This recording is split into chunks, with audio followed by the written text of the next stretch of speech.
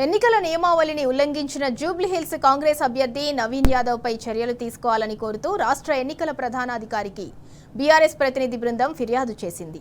వారం రోజుల్లో బీఆర్ఎస్ క్యాడర్ను లేకుండా చేస్తా అన్న నవీన్ యాదవ్ వ్యాఖ్యలను తీవ్రంగా పరిగణించి చర్యలు తీసుకోవాలని బీఆర్ఎస్ నేతలు పల్లె రవికుమార్, కె కిషోర్ గౌడ్, రామచంద్రు నాయక్, ఉపేంద్రచారి ఈసీని కోరారు.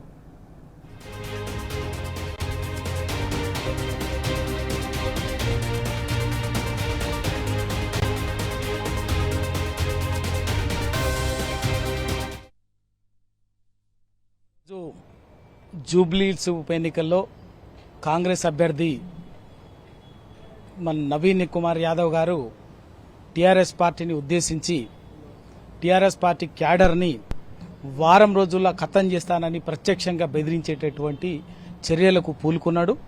ఇది పూర్తిగా ప్రజాస్వామ్యబద్ధంగా రాజ్యాంగబద్ధంగా జరుగుతున్నటువంటి ఎన్నికల్లో పాల్గొంటున్నటువంటి ప్రజలని ఓటర్లని బెదిరించడమే అవుతుంది ముమ్మాటికి. ఇది మోడల్ కోడ్ ఆఫ్ కండక్ట్ నియమావళిని పూర్తిగా ఉల్లంఘించడము.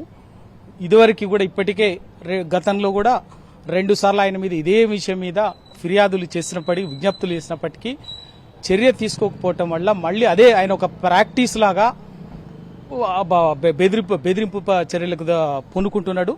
దీన్ని ఎన్నికల కమిషన్ సీరియస్గా తీసుకుని ఆయన పైన నవీన్ కుమార్ యాదవ్ మీద చర్య తీసుకోవాలని చెప్పేసి విజ్ఞప్తి చేశాం. బీఆర్ఎస్ పార్టీ తరఫున మేమందరం ఎన్నికల commission chief electoral officer Sudarshan Reddy గారికి ఫిర్యాదు చేయడం జరిగింది.